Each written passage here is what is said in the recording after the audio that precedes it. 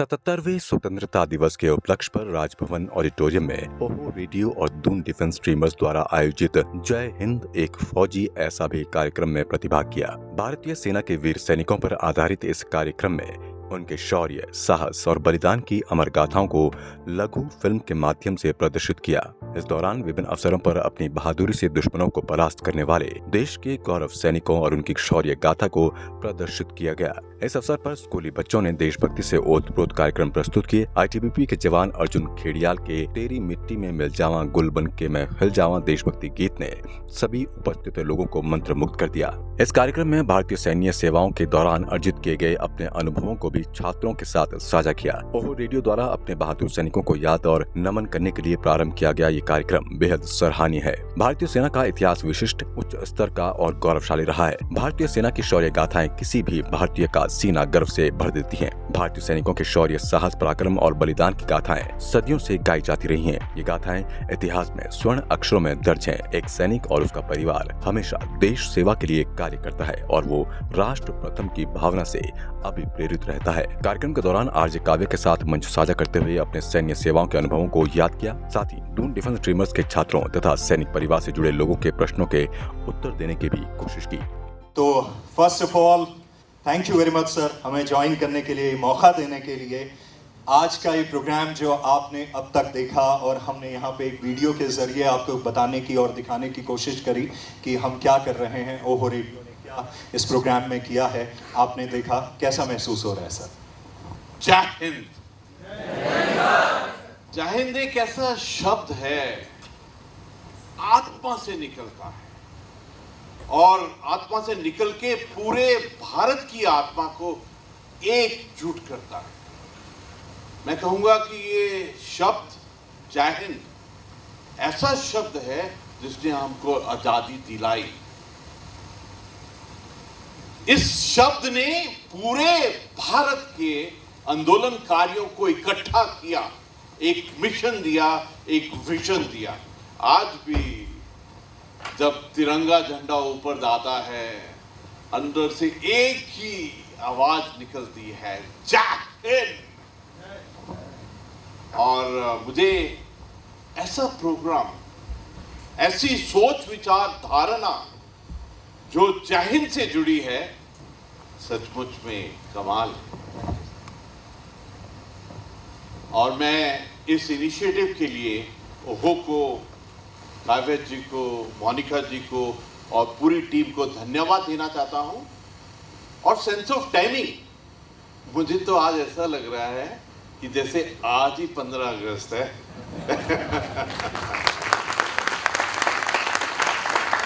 दिल में एक सदा एक मांग सी रही है, सोच रही है कि पहाड़ की आवाज कौन आगे उसको गूंज में बदली करेगा। हिल की आवाज, हिल की सोच विचार धारणा, उसको दिल के साथ में कौन जोड़ेगा। ये जो कार्य आपने किया है, हिल को दिल को मिलाने का, मेरी मुबारकबाद। Thank you.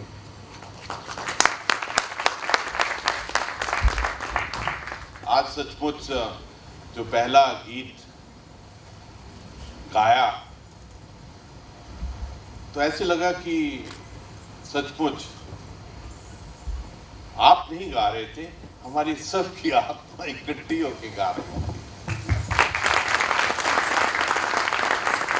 और ये जो हमारी 9 बेटियों ने जो नृत्य किया, तो मुझे ये 3 के जो 3 ग्रुप थे, ऐसे लग रहा था 3 त्रिशूल के रूप में नाच रहे हैं। और उनके नृत्य में भारत का सभ्यता, भारत की संस्कृति, भारत की कला, इस सब इकट्ठा हमको एक वर्ड के ऊपर में केंद्रित कर दिया। जननी, जो भारत माता। मैं तो कहूँगा हम सबका सबसे बड़ा सौभाग्य ये है कि इस जन्म में हमको भारतवर्ष में जन्म मिला है। ये सबसे बड़ा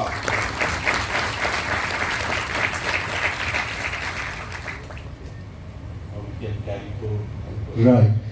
तो सर जय हिंद। मैंने आपको हमेशा आपके संबोधनों में जहाँ जहाँ प्रोग्राम में जाते हैं इसको कहते सुना है, और जितनी आत्मीयता के साथ आप अंदर से उस बात को रखते हैं, वाकई में लगता है कि जनरल हो तो ऐसा, एक फौजी ऐसा भी। मुझे लगता है कि ये टाइटल अपने आप में साहब के लिए मतलब क्या कमाल, जय हिंद एक फौजी ऐसा भी। तो आगे अगर बढ़ूं, आज़ादी का अमृत महोत्सव देश मना रहा है इस वक्त पे, 75 वर्ष पूरे हो रहे हैं। ये नए बच्चे हमारे बीच में हैं, कल इन्होंने नेतृत्व प्रदान करना है। आपके लिए इसके मायने क्या हैं? स्वतंत्रता दिवस, आज़ादी का अमृत महोत्सव और जय हिंद के मायने। सबसे बड़ा जो आज़ादी का मतलब है, हमको सपने देखने की आज़ादी है। ये जो नाम ही है, डून ड्रीम, डिफेंस ड्रीम, ये जो सपना देखना और संकल्प करना, ये सबसे बड़ा आज़ादी का चिन्ह है। मुझे याद है जब मैं छोटा था, मैं एक अमृतसर के बहुत छोटे गांव से आता हूँ। हरमंदर साहब गोल्डन टेम्पल से 30 किलोमीटर दूर हमारा गांव है। हमारे गांव में काफी सैनिक थे, सिपाही, हवलदार, जेसीओ थे। मैं जब छोटा था तभी मैं सबको कहता था मैं बड़ा होकर कैप्टन बनूंगा।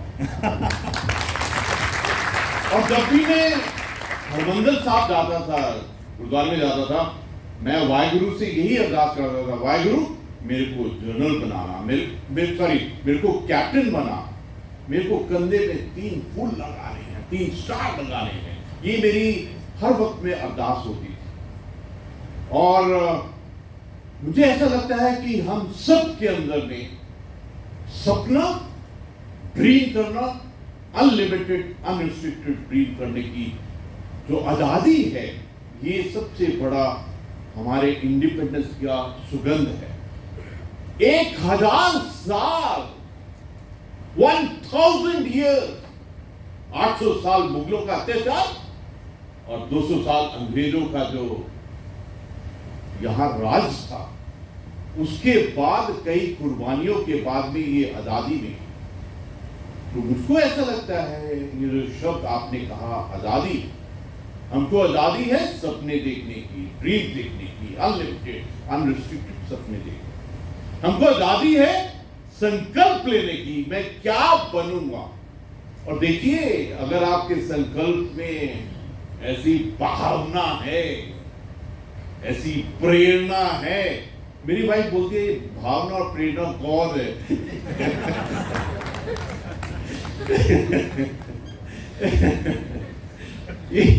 ये भावना और प्रेरणा जो है संकल्प लेकर अचीव करने की, ये भारत में पॉसिबल है। इसलिए मुझे ऐसा लगता है कि आज का जो आजादी दिवस है, आज का जो आजादी शब्द है, भारत के लिए इसका बहुत गहरा मतलब है। आप जो सोचेंगे वो बन जाएंगे आप। अगर ललित जोशी कहते हैं कि 300 को मैं सुपर कराऊंगा, सुपर स्टेटस स्टडी कराऊंगा, तो हो जाएगा। मैं तो कहूंगा क्यों 300 ही क्यों, 3000 क्यों नहीं। मुझे ऐसा लगता है कि कितना सुंदर शब्द है दून, ऊपर में डिफेंस और ऊपर में ड्रीम। आप सबने जो ओहो के साथ में इकट्ठा होकर सोचा, देखिए मेरा बचपन का जो एक संकल्प था कि मेरे को कैप्टन बनना है, 3 फूल लगाना है, मैं तो उसमें अपनी पूरी ताकत, श्रद्धा, भावना, प्रेरणा सब कुछ शामिल किया था। और आखिर में क्या हुआ? आखिर में मैं 3 स्टार जनरल बना। ये सब भारत की आजादी, भारत के सपने और भारत के संकल्प हैं। और मुझे ऐसा लगता है फौज में भी सिखाते हैं, पूरा कार्य पूरा होने के बाद में अंदर से ही एक तिरंगा झंडा ऊपर आता है और अंदर से जय हिंद निकलता है। ये ताकत है आजादी की, जय हिंद की और तिरंगे की।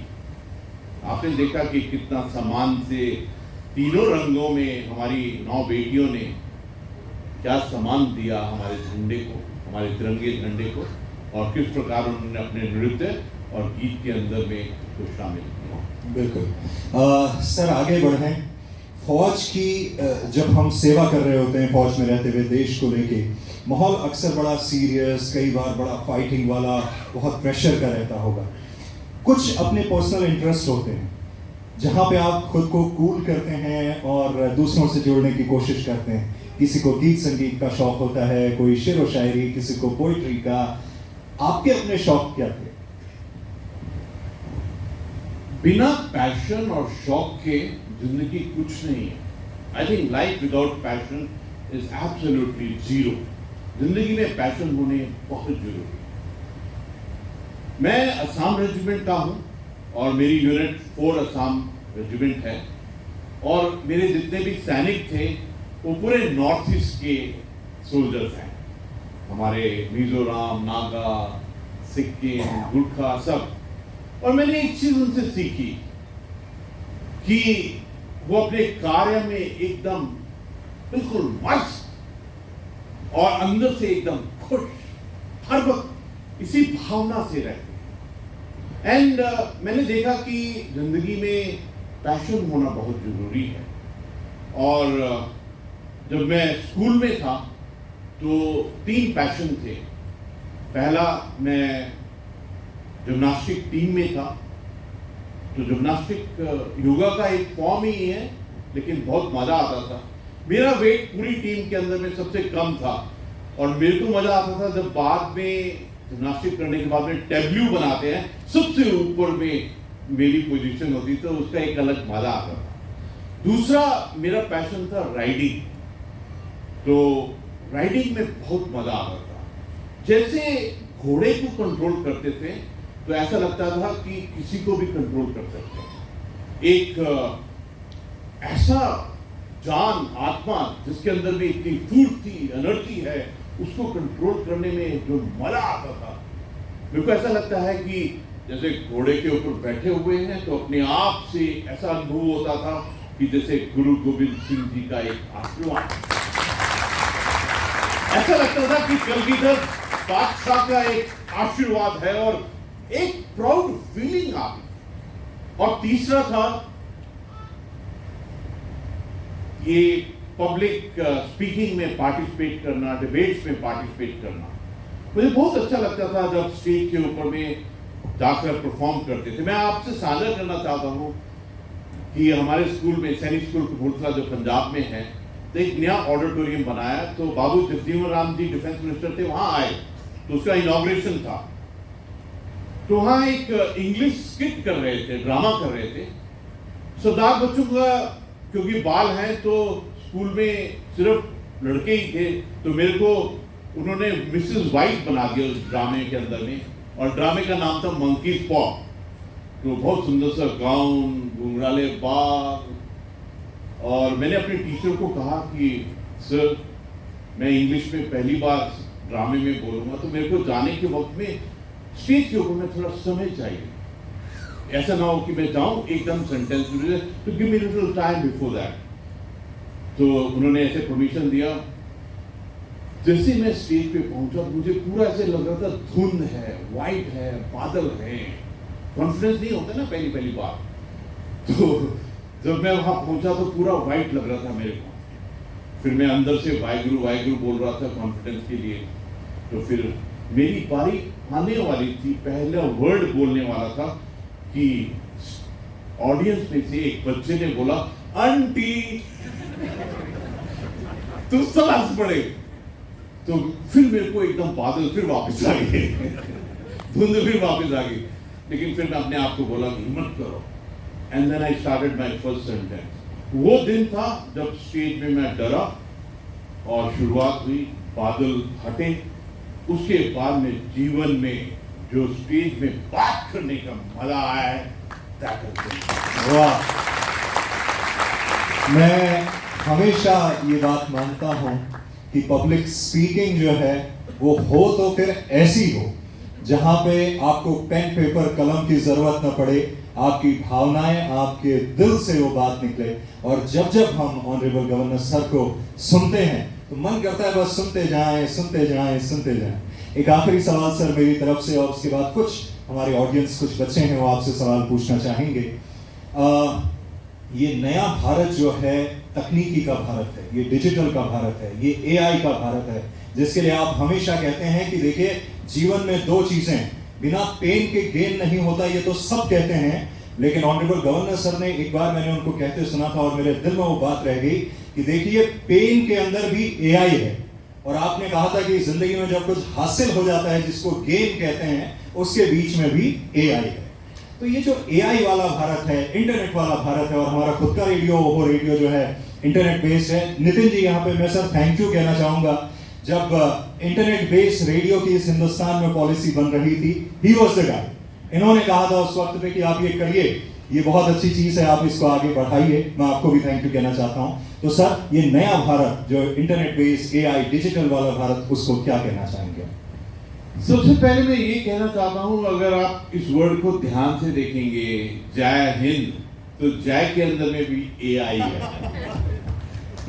हमारे ब्रेन, उसको भी BR और N हटा लें तो वो भी एआई है।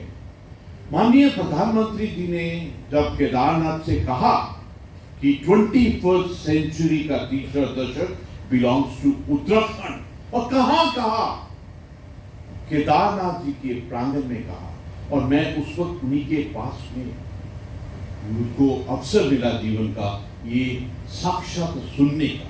मुझको तो ऐसे लग रहा था जब वो कह रहे थे तो जैसे शिव जी के वचन उनके थ्रू में आ रहे थे। ये शिव जी का आदेश है कि we as Indians and as a Uttarakhandi, we got to understand that technology is the only thing जो हमको 21st सेंचुरी में लेके जाएगी।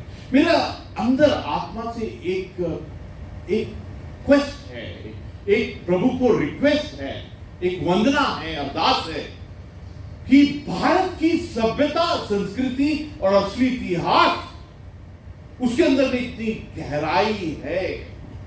अगर हम उसको technology, artificial intelligence, space, cyber, nano technology, manufacturing, supply chain से मिला देंगे तो एकदम कमाल हो जाएगा। और एक बात पक्की है, वो समय आ गया, क्योंकि जोर से ताली बजाइए, वो समय आ गया है। क्योंकि मुझे ऐसा लगता है जो संस्कृत भाषा थी और जो कंप्यूटर की भाषा है, there is no difference between that, बिल्कुल सेम है। इसलिए एक नेचुरल है कि हर एक इंडियन, हर एक उत्तराखंडी के अंदर में, उसके डीएनए में, उसकी सोच समझ में, उसकी सोच विचार धारणा के अंदर में artificial intelligence, technology is a very natural product. और मुझे ऐसा लगता है कि आर्टिफिशियल इंटेलिजेंस, टेक्नोलॉजी और जितना भी ये मॉडर्नेशन, ट्रांसफॉर्मेशन है, it's a very natural perspective for us. तो therefore what is going to happen is कि भारत को विकसित राष्ट्र होने से कोई नहीं रोक सकता है। भारत को विश्व गुरु बनने से कोई नहीं रोक सकता है। भारत को सर्वश्रेष्ठ राष्ट्र बनने से कोई नहीं रोक सकता है। This is bound to happen. Actually it is happening every day. किस प्रकार से हम 10th इकोनॉमी से we have come to the 5th economy in the world, और जो तीसरा पायदान है that is just waiting for us। किस सुंदरता से हमने अपना संकल्प बनाया है $5 ट्रिलियन US डॉलर की इकोनॉमी का, और मुझे लगता है हमको अपने आप को रिवाइज करके इसको $10 ट्रिलियन करना पड़ेगा। और मुझे सच कहूं तो जो आपने शब्द इस्तेमाल किया है, टेक्नोलॉजी, मैन्युफैक्चरिंग, मैं आपसे साझा करना चाहता हूं। एक बड़ी एक्साइटमेंट सी है अंदर में, and it is important to have excitement with you. अभी मैंने पिछले 2 साल से यहाँ जितनी भी प्रेजेंटेशन सुनी है, उनमें से मुझे 3 सबसे जो अच्छी प्रेजेंटेशन लगी है। पहली है UK IIDB, Uttarakhand infrastructure investment development board. एक रोहित मीना जी हैं जो हमारे सेक्रेटरी साहब हैं, उन्होंने मुझको प्रेजेंटेशन दी, तकरीबन 2 घंटे प्रेजेंटेशन चली और मुझे 3 शब्द इंफ्रास्ट्रक्चर, इन्वेस्टमेंट एंड डेवलपमेंट, इनका उत्तराखंड के साथ में नेचुरल रिलेशनशिप दिखाई दिया। दूसरा, हमने एक बहुत बड़ी कंपनी को KPMG को लिया है 2 साल के लिए कि वो हमारी प्लान्स के अंदर में हमको मदद करे। और जो शिव जी है ना, उनका हर एक आशीर्वाद मुझे त्रिशूल के रूप में दिखाई देता है।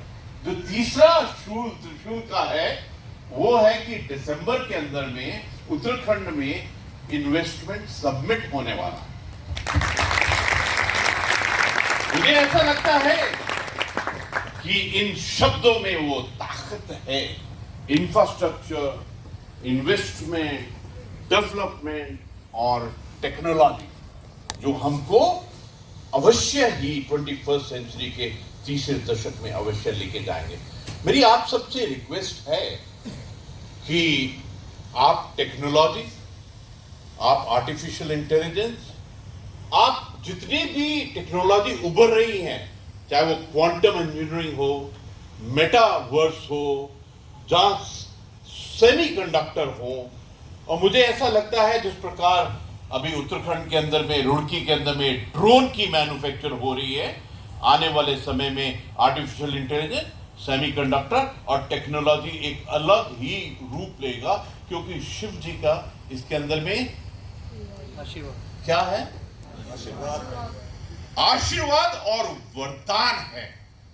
ये आप सबकी आत्मा को पता होना चाहिए कि nobody can stop us from being विश्व गुरु, विकसित राष्ट्र, आत्मनिर्भर भारत, सर्वश्रेष्ठ भारत। क्या बात है, जोरदार तालियां होनी चाहिए। वाह। तो आगे बढ़ते हैं। मेरे त्रिशिका परिहार, त्रिशिका के लिए ताली बजा।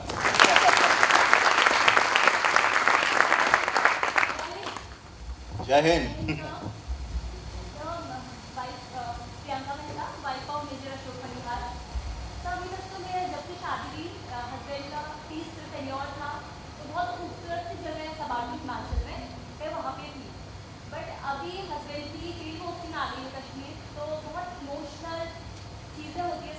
कभी कभी बहुत इमोशनल ब्रेकडाउन का फील होता है, और बट हम लोग फिर भी मैनेज कर लेते हैं फैमिली के साथ, फ्रेंड्स के साथ में, और सोशली इन्वॉल्व होके।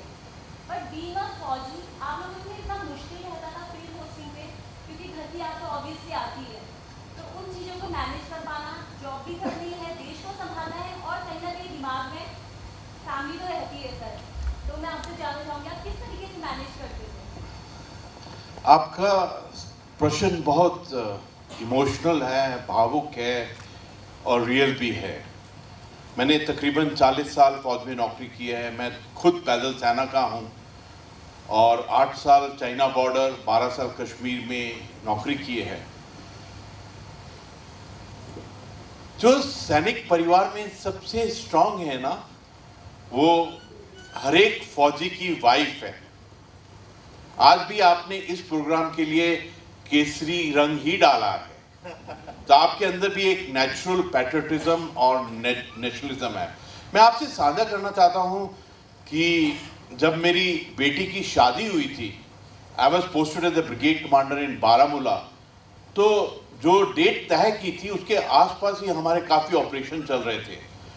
तो मैं तो अपनी बेटी की शादी में सिर्फ 5 दिन पहले ही पहुंचा था। उसका पूरा इंतजाम, everything was done by my wife, every decision, हर एक चीज was done by my wife. दूसरा, जब मेरा बेटा हुआ था तो at that time I was in United Nation, मैं ईरान में तेहरान में पोस्टेड था। उस वक्त भी मैं एक टीम का कमांडर था, उधर में कुछ एक इम्पॉर्टेंट विजिट होने वाली थी यूनाइटेड नेशन के हेड की। तो मैंने अपनी वाइफ को बताया था कि अभी विजिट होने वाली है। तो मेरी वाइफ सिकंदराबाद में थी और मुझको भी लग रहा था न जाने कौन सी डेट होगी, ड्यू डेट कब है डिलीवरी की, ऐसे अपने दिमाग में प्लानिंग था, जरूर जाऊंगा। लेकिन परिस्थितियाँ ऐसी हुई कि prematurely the child was born.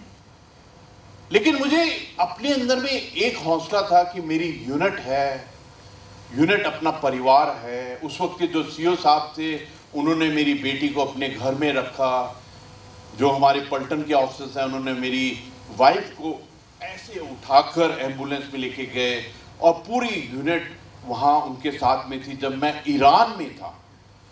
तो कभी कभी ऐसा लगता है कि जब आप फील्ड एरिया में होते हैं, जब लड़ाई लगती है तो पता नहीं हिम्मत कौन देता है, भारत माता देती है, वाहिगुरु देता है, भगवान देता है, लेकिन एक फौजी को अलग कोटा मिलता है एक हिम्मत का। मैंने तो जीवन में 10-15 बार ऐसी हुई है, 10-15 बार ऐसा हुआ कि हम एक टोली में जा रहे हैं और साथी का ने मार्टियर हो गए हैं और भगवान ने खुद को बचाया है। मैं आपको 2 इंसिडेंट बताना चाहता हूँ, एक मजाक वाला, एक सच वाला। मजाक मतलब थोड़ा लाइट सा। मैं एक दिन श्रीलंका में रोड ओपनिंग पार्टी का इंचार्ज था। तो वहाँ श्रीलंका में रोड ओपनिंग बहुत सीरियस था क्योंकि काफ़ी आईडी एलटीटी वाले लगाते थे और बहुत भयंकर लगाते थे। तो जब मैं रोड ओपनिंग में खड़ा था तो एक ऑफिसर, उनका नाम नहीं बताऊंगा, मेजर साहब, वो जा रहे थे, उन्होंने रुका। हम पहले इकट्ठे मऊ में इंस्ट्रक्टर थे इकट्ठे। तो मैंने बोला सर आप कहाँ जा रहे हैं? तो बोला मैं छुट्टी में जा रहा हूँ, मऊ जा रहा हूँ। मैंने बोला सर मेरी वाइफ भी मऊ में है, आप उनको बता देना सब ठीक ठाक है। 1990 में इतने मोबाइल वगैरह नहीं थे तो खबर काफ़ी लेट पहुँचती थी। तो उसने मेरे को बोला गुरमीत फिक्र मत कर, मैं तेरी वाइफ को बता दूंगा, अच्छे से ब्रीफ कर दूंगा, don't worry about anything and all, अपना काम तो ठीक से करता रहे। तो आई वाज वेरी कॉन्फिडेंट, अच्छा ऑफिसर है। वो मऊ में गया और मेरी वाइफ को मालूम था कि मैं श्रीलंका में हूँ, वहाँ अलग अलग की खबरें आ रही थी, उस वक्त में घबराई रहती थी। तो मेरी मदर इन लॉ भी उनके साथ में थी। तो बच्ची को प्रैम में लेकर जा रहे थे तो ये मेजर साहब सामने से आए, उन्होंने कहा मिसेस गुरमीत मैं आपके हस्बैंड को मिला था and he was in road opening, बहुत खुश, एकदम बिल्कुल एकदम फर्स्ट क्लास, ठीक ठाक चल रहा है, आप फिक्र मत कीजिए। और साथ में क्या क्या कहा, आपको फिक्र करने की जरूरत नहीं है। वहां पर जब आईडी फटता है ना तो आदमी के 1000 टुकड़े होते हैं, कोई उंगली कहाँ कोई उंगली कहाँ, लेकिन फिक्र करने की जरूरत नहीं है। मेरी मदर इन लॉ को इतना गुस्सा चढ़ा कि ये क्या एडवाइस दे रहा है, बदन के 1000 टुकड़े हो जाएंगे। तो उन्होंने मेरी वाइफ को बोला चलो चलो चलो जल्दी जल्दी। अंदर घर आई, एकदम वो भगवान का नाम और अरदास वरदास करने लग गई। इन सब चुनौतियों के बावजूद भी जो एक आर्मी ऑफिसर की वाइफ होती है वो तो एक चट्टान है हिम्मत का। तो शीत और दूसरा मैं कहूंगा कि एक बार क्या हुआ, श्रीलंका में ही मैं मेजर था, जूनियर कंपनी कमांडर था। तो एक दिन वहां के जंगल बहुत घने हैं। तो एक दिन मेरे पास में एक घड़ी थी जो मेरे साले साहब ने दी थी, जो दुबई से लाए थे, बहुत अच्छी घड़ी थी। और सब ऑफिसर छेड़ते रहते थे कि ये घड़ी बहुत अच्छी है, टेम्परेचर बताना, ये बताना, वो बताना, ऐसे सिटीजन की वॉच थी। तो एक दिन हम लोग ऑपरेशन में गए और वो घड़ी बंद हो गई। मुझे ऐसा लगा कि ऐसे बचपन में सुना था महात्मा गांधी जी की घड़ी बंद हो गई, मुझे लगता अभी मेरा भी समय आ गया है, अभी घड़ी बंद हो गई है। तो मैंने फिर वाहिगुरु वाहिगुरु अरदास वगैरह करने लगा। अब मैं बहुत सावधान था। मैंने अपने टोली को भी बोला कि आज कुछ गड़बड़ हो सकती है, let's be careful about all this thing. तो हम बड़ी सावधानी से पलटन में पहुंचे। जैसे पलटन में पहुंचा तो एक नई घड़ी खरीदी, जैसे नई घड़ी खरीदी बांधी, मैं कहा मेरा नया जीवन शुरू हो गया है। इन सब परिस्थितियों के बावजूद भी, इन सब चुनौतियों के बावजूद भी खुश रहना, प्रभु के आशीर्वाद में रहना। और आप घर में नहीं हैं, आपको मालूम है कि आपकी wife army officer wife, army soldier wife, वो ऐसी चट्टान है, वो हर वक्त आपको कहती रहेगी कि आप अपना काम करते रहिए, don't worry, I will handle everything and all. ये कभी कभी ऐसा लगता है कि ये सबसे बड़ा आशीर्वाद है। And I am definite about it that you are the solid rock behind of. Great, thank you sir. Sahu ji हमारे बीच में है, मैं चाहूंगा क्विकली, एजीएम है यूनियन बैंक के, क्विकली आपका सवाल।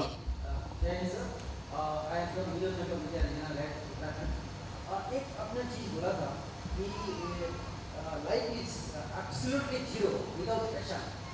तो जब पैशन हम होते हैं तो सक्सेसफुल होते हैं, जब अच्छा लगता है। तो लाइफ में कभी कभी अप एंड डाउन होता है। जब अप होना तो अच्छा लगता है तो सक्सेस हो जाता है, सर जब डाउन हो जाते हैं तभी वो पैशन कहाँ फाइंड होता है? प्लीज। आपने बहुत सुंदर बात कही। मैं कभी कभी ऐसे सोचता हूँ, पैशन, खुशी, हौसला, मोटिवेशन, इंस्पिरेशन सब अंदर का खेल है। मुझे ऐसा लगता है कि जीवन सिर्फ सोच, विचार और धारणा है। मैं आपको दो एग्जाम्पल देना चाहता हूं। मैं एक एग्जाम्पल अपने आप को देता रहता हूं कि मैं ऐसे कभी इमेजिन करता हूं कि 50 मीटर में 10-10 मीटर में 5 लोग खड़े हैं, अलग अलग प्रवृत्ति के लोग हैं, और मैं अपनी एक नई ड्रेस, नया सूट डालता हूं, नई पगड़ी, नए जूते, और अपने आप को बोलता हूं कि मैं बड़ा स्मार्ट लग रहा हूं। तो मैं उस 50 मीटर में चलता हूं, तो जब पहले 10 मीटर आता है तो पहला वाला ऐसे एक्सपेरिमेंटेशन, वो मेरे को बोलता है, यार एमी लग गंडिया है क्या। आई टेल, मेरा मोराल थोड़ा सा डाउन हो जाता है। फिर थोड़ा आगे जाता हूँ, इससे बड़ा स्मार्ट लग रहा है, फिर मोराल हाई हो जाता है। फिर आगे जाता हूँ, बोलता है इतना अच्छा नहीं लग रहा है, तो फिर डाउन हो जाता है। अगला वाला बोलता है एकदम बिल्कुल सोल्जरली लग रहा है, फिर बढ़ जाता है। मैं बाहर वाले लोगों की आवाज से अपने इंस्पिरेशन, मोटिवेशन को गुलाम नहीं होने दूंगा। मैं अपनी मोटिवेशन, अपने इंस्पिरेशन को खुद बनाऊंगा। दूसरा, मैं जब कोर कमांडर था तो अक्सर प्रेस कॉन्फ्रेंस के अंदर में 100-200 माइक प्रेस वाले आते थे। कोई बड़ा ऑपरेशन हुआ तो ये भी मालूम था कि everybody will hair every word, every emotion, they will note down everything, not only nationally but internationally also. तो मैं प्रेस कॉन्फ्रेंस में जाने से पहले अपने बाथरूम में जाता था, अपने शीशे की तरफ देखता था, और जैसे गुरु गोविंद सिंह जी की फोटोग्राफ में थोड़ी जो चिन को ऊपर करता था और अपनी आंखों में आंख मिलाता था, अपने आप को कहता था कि गुरमीत, तेरे अंदर में गुरु गोविंद सिंह जी का अंश है, तेरे अंदर में गुरु गोविंद सिंह जी का डीएनए है, तेरे अंदर में गुरु गोविंद सिंह जी की सोच, विचार और धारणा है, और तेरे नाभि के अंदर में, अपने आप को मैं कहता था कि तेरे नाभि के अंदर में गुरु नानक देव जी बसते हैं, जो कहते हैं सचखंड बसे निरंकार, कि भगवान वही बसेगा जहां सत्य होगा। तो I used to take 2 motivation from there, कि मैं सच बोलूंगा, और दूसरा, निश्चय कर अपनी जीत करो, शुभ कर बनते कब न करो, एंड फेयरलेसनेस। तो ये सब चार्जिंग के बाद में I used to go to the press. हाँ, अभी पूछिए क्या सवाल पूछना है। तो मैं ये कहूंगा कि जहां आपको लगता है आपकी पैशन, आपका दृढ़ निश्चय, कमिटमेंट, डेडिकेशन, परसेवरेंस कम हो रही है, अपने आप से अपनी बैटरी को खुद चार्ज कीजिए। क्या हुआ, जबरदस्त। देवेंद्र रावत जी हमारे बीच में हैं, माइक उनके पास पहुंचा दीजिए। उसके बाद कुछ बच्चे हैं, 2 स्टूडेंट्स हैं, वो भी अपना सवाल पूछेंगे।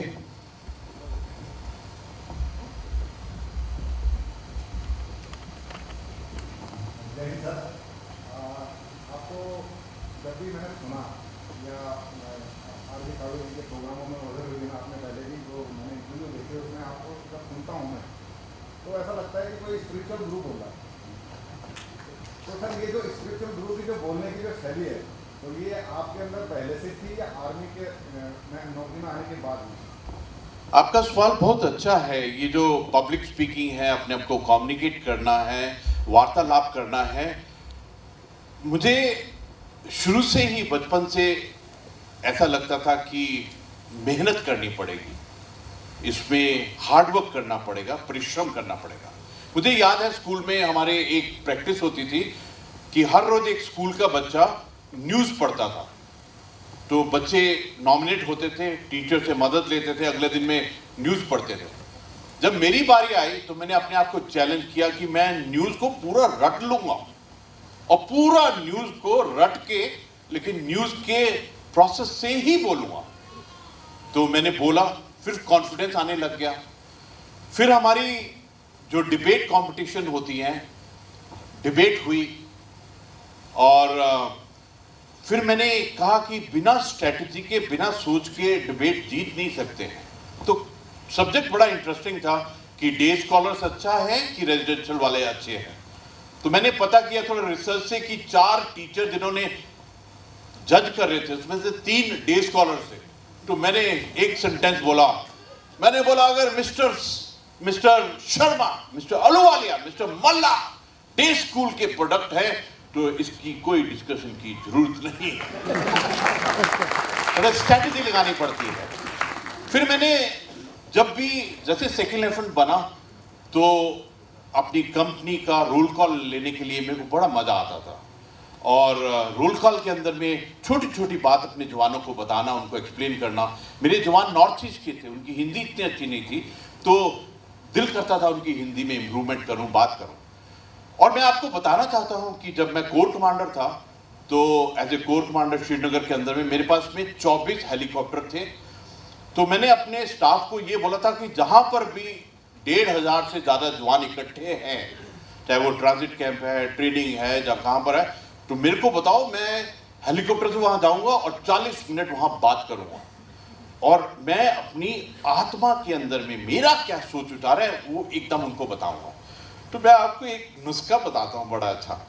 तो मैं सबसे पहले जवानों के पास जाता था, जब खड़ा होता था मैं कहता था, जवान बहुत इनोसेंट और बहुत फेथफुल उनका कम्युनिटी है, मैं कहता था आपकी आंख मेरी आंख से मिलाए, आपका दिमाग मेरे दिमाग से मिलाइए, आपकी आत्मा मेरी आत्मा से मिलाइए। तो कुछ समझ आते थे, तीनों चीज मिला लेते थे। तो फिर मैं अपनी बात शुरू करता था। सब कुछ अच्छा चलता है क्योंकि जवान तो बहुत डिसिप्लिन है, आपने हुक्म दिया तीनों चीज मिलाओ तो मिला के रखेंगे। लेकिन फिर भी मिलाने के बावजूद भी 5 मिनट के बाद में मैं कहता आपकी आंख कहां है, तो बाकी जो डर के वो पक्का रहते एकदम सीधा देखते थे। चौथा एग्जाम्पल, मैंने रिटायरमेंट के बाद में मीडिया ज्वाइन किया। एक टीवी 9 भारतवर्ष के साथ में ज्वाइन किया। उनका प्रोडक्शन हर एक चीज़ के अंदर में I wanted to train myself for media. तो तब मेरे को एक रियलाइजेशन हुआ कि मेरी आत्मा, मेरी सोच, मेरी 2 आंख, मेरी तीसरी आंख और लेंस की आंख और सुनने वाले की 2 आंख, तीसरी आंख और आत्मा एक लाइन में होना चाहिए। मुझको ऐसा लगता है कि कम्युनिकेशन में तभी मजा आता है जब बात आत्मा और आत्मा के बीच में हो। और लास्ट बात, मेरा तो जन्म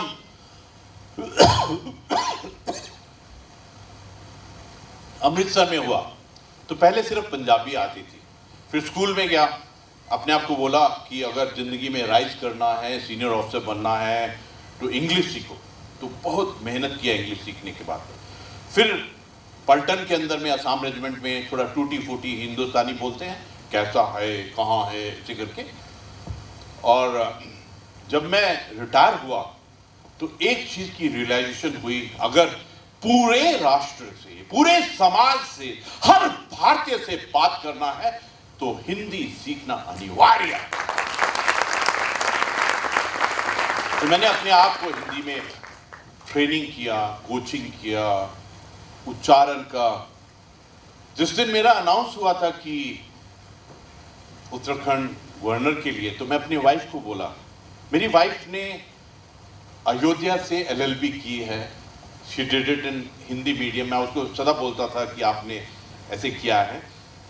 तो जिस दिन मेरा अनाउंसमेंट हुआ, मैंने अपनी वाइफ को बोला, राणो, मैं उत्तराखंड में जा रहा हूँ। तो मेरे को बोली उत्तराखंड नहीं है, खंड है। फिर बोलती है उत्तराखंड नहीं है, उत्तराखंड है। तो मेरे को ऐसा लगता है जीवन is all about continuum learning. I think that's the way to do it. Great. Hindi है हम वतन है हिंदुस्तान हमारा।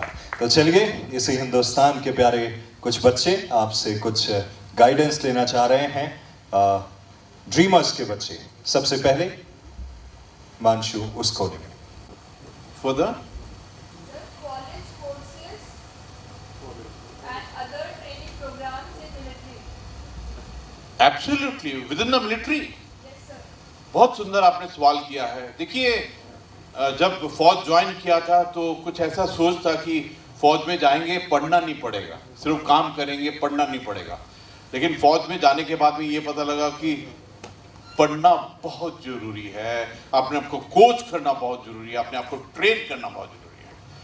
मैं आप बहुत हम्बलनेस से आपको बताना चाहता हूँ कि जब आर्मी ज्वाइन किया था तो पहले एनडीए ने बीएससी डिग्री दी, फिर एमएससी डिग्री हासिल की जब स्टाफ कॉलेज किया था। उसके बाद में 2 बार एमफिल किया है और 2 बार पीएचडी का प्रिपरेशन किया है। और मैं तो ऐसा कहूँगा कि आर्मी में सबसे बड़ी बात क्या है कि they continuously train and coach and for the next level they train yourself. मैं आपसे बड़ी नम्रता से ये कहना चाहता हूँ कि ये जो लर्निंग प्रोसेस है it's a continuous process. And इस लर्निंग के बीच में जब आपका कोचिंग होता है, आपका जहाँ पर भी आप सीखते हैं, that adds on to your knowledge. और जीवन का एक सत्य ये है, knowledge never ever goes waste. ये बहुत जरूरी है, इसलिए हर कदम के ऊपर में अपनी ट्रेनिंग करते रहना चाहिए। मैं आपसे एक चीज साझा करना चाहता हूं। 1990 की बात है। जैसे मैंने आपको पहले बताया, यूनाइटेड नेशन में था। तो जो मेरे सेक्टर कमांडर थे, ब्रिगेडियर साहब, वो स्वीडन के थे। तो एक दिन शाम को चाय में मैं उनके साथ बैठा था, तो उन्होंने मेरे को कहा कि मैंने यूनाइटेड नेशन मिशन जो ईरान इराक में था उसमें 10 इंडियन ऑफिसर्स थे। तो वो ब्रिगेडियर साहब कहते हैं, स्वीडन के, उन्होंने कहा कि ये जो 10 ऑफिसर आपके इंडियन आर्मी के हैं, मैंने इनको बहुत करीब से देखा है, बहुत बारीकी से देखा है। अगर ये ह्यूमन रिसोर्स एलिमेंट है भारत का, तो why India is not super power. 1990 की बात कर रहा हूं मैं।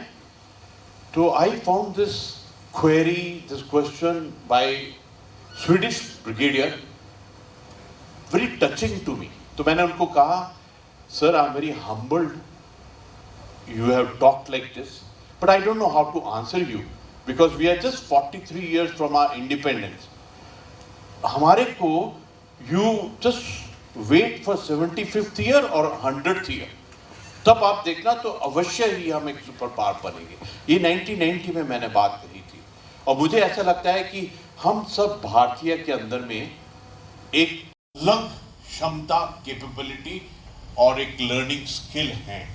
उनको तराशने के लिए coaching has got to be all around. लेकिन मुझे थोड़ा शक सा हो रहा है, जो आपने सवाल पूछा है ये बिफोर ज्वाइनिंग आर्मी का है कि आफ्टर ज्वाइनिंग आर्मी का है।